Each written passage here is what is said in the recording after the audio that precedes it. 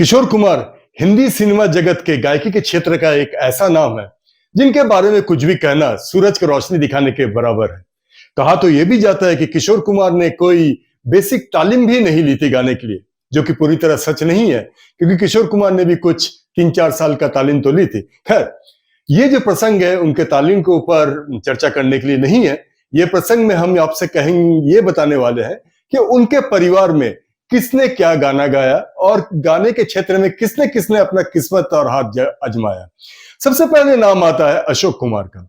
अशोक कुमार, किशोर कुमार, वो अनूप कुमार, ये तीनों जैसे कि आप जानते हैं भाई है। किशोर कुमार के जो सबसे बड़े भाई थे उनका नाम ही अशोक कुमार था और जिन्हें प्यार से सब दादा मुनि कहते थे।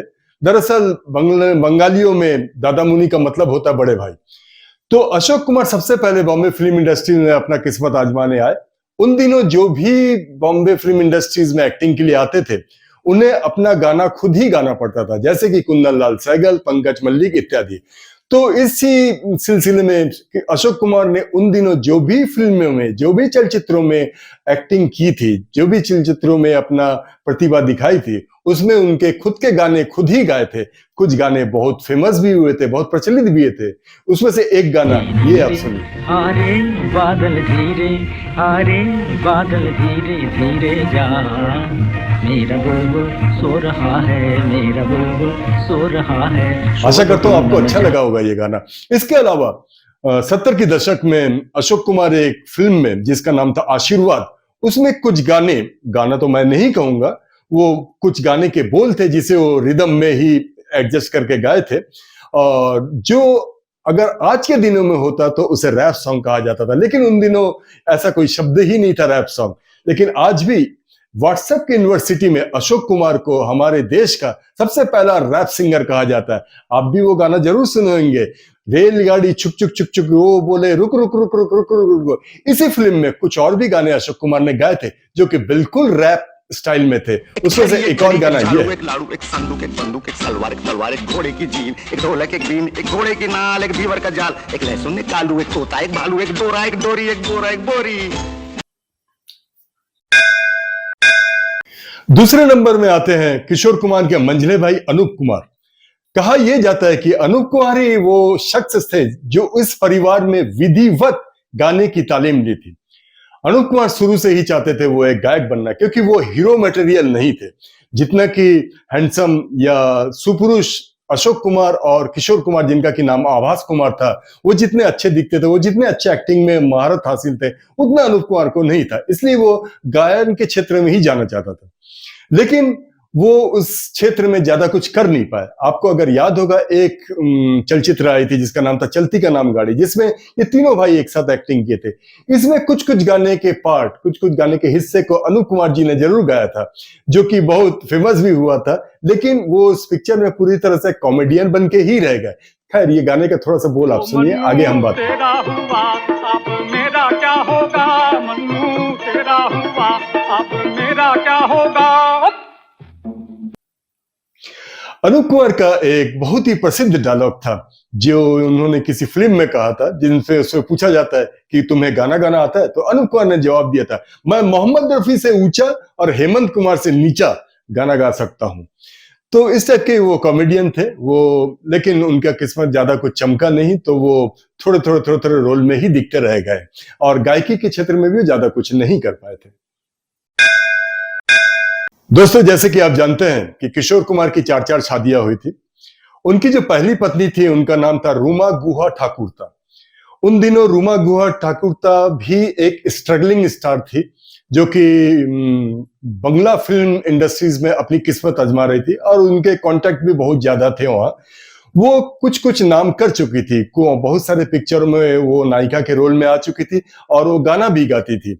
और किशोर कुमार इस तरह बॉम्बे में पूरी तरह से एक स्ट्रगलिंग स्टार थे। किशोर कुमार नहीं चाहते थे कि उसकी जो धर्मपत्नी है, यानी कि रूमा गुहा ठाकुरता, वो बिजी रहे या वो फिल्म इंडस्ट्रीज में काम करे, और उसी जगह किशोर कुमार से ज्यादा कामयाब रूमा गुहा ठाकुरता बंगला पिक्चर में हो चुकी थी। इसलिए रूमा गुहा ठाकुरता भी अपने कैरियर को छोड़ना नहीं चाहती थी, जिसके चलते उन दोनों में अनबन हो गया और वो अलगा हो गए। इसीलिए, और उन दोनों का एक बेटा भी अमित कुमार, जिसके बारे में मैं आगे बताऊंगा।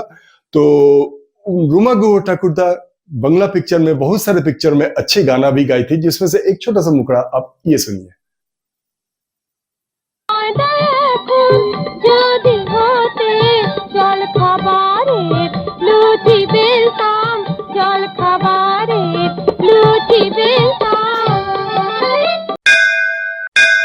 किशोर कुमार की जो दूसरी पत्नी थी उसका नाम तो आप सभी जानते हैं, मधुबाला, जिसे कि paragon of beauty of India कहा जाता है अब तक। वो केवल भारत में ही नहीं, विदेशों में भी उनकी जो सुंदरता का बहुत लोग कायल थे। बहुत सारे गाने उन पे डेडिकेटेड हो चुके हैं विदेशों में। अब उनकी गायकी की अगर बात करें तो जब वो चाइल्ड आर्टिस्ट थी, मतलब बचपन में जब वो छोटे मोटे रोल किया करती थी, तब 1942 में आए एक पिक्चर, एक चलचित्र जिसका नाम बसंत था, जिसका म्यूजिक डायरेक्टर अनिल विश्वास थे, उनसे एक छोटा सा गाना गलवाए थे जो उतना मशहूर तो नहीं हुआ था, लेकिन मधुबाला उस चलचित्र में अपनी आवाज दी थी, जो कि गाना का एक छोटा सा मुखड़ा आप ये सुनिए।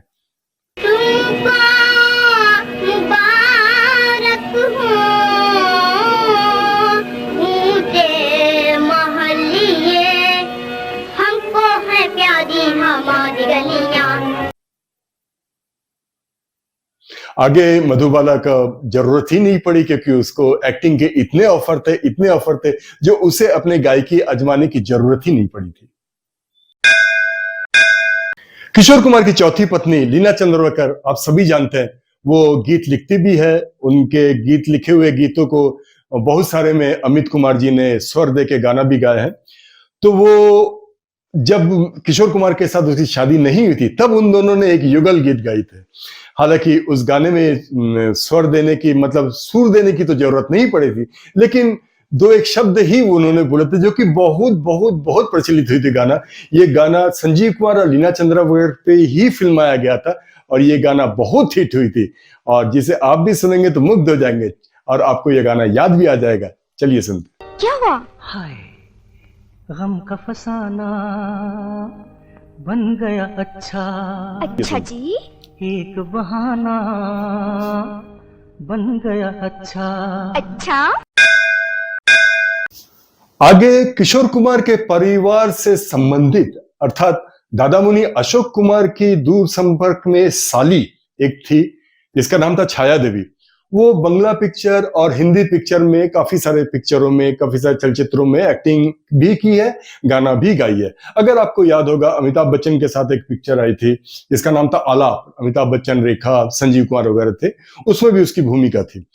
छाया देवी उनके डायरेक्ट ब्लड रिलेशन में तो नहीं थे, लेकिन उनके रिश्तेदारों में ही माना जाता था, क्योंकि छाया देवी का भी जो पदवी था वो गांगुली था, और किशोर कुमार का भी जो पदवी वो गांगुली थे। तो बहुत लोग उसे, छाया देवी को, किशोर कुमार का बहन मान के चलते थे। वो बंगला पिक्चरों में, काफी सारे पिक्चरों में गाना गाई थी, एक्टिंग भी की थी। छोटा सा मुखड़ा उसको भी मैं इस प्रसंग में शामिल करके आपको सुनाना चाहता हूँ।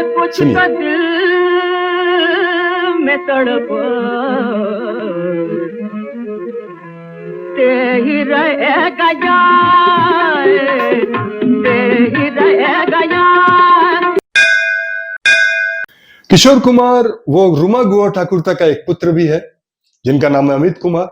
अमित कुमार बहुत ही फेमस सिंगर हैं। उनको इस प्रसंग में उनके बारे में कुछ कहना उचित नहीं होगा, उनके लिए मैं कोई अलग प्रसंग बनाऊंगा। लेकिन उनके बारे में थोड़ा सा मैं कह देना चाहता हूँ। जो उनका करियर जो स्टार्ट हुआ था, जो आरंभ हुआ था, वो बालिका बधू के एक हिट गाना बड़े अच्छे लगते हैं उससे हुआ था। उसके बाद वो कुमार गौरव, जो कि राजेंद्र कुमार के बेटे, उनके फिल्मों में गाना गाना शुरू किया, और वो उनका ही सिंगर बन के, या उनका ही प्लेबैक सिंगिंग वो उन्होंने ज्यादा किया अपने लाइफ में। उनके बारे में फिर कोई प्रसंग में हम बात करेंगे। आज का आपको प्रसंग कैसा लगा किशोर कुमार के बारे में और किशोर कुमार के रिश्तेदारों के बारे में, हमें कमेंट बॉक्स में लिख के जरूर कहिएगा। नमस्कार।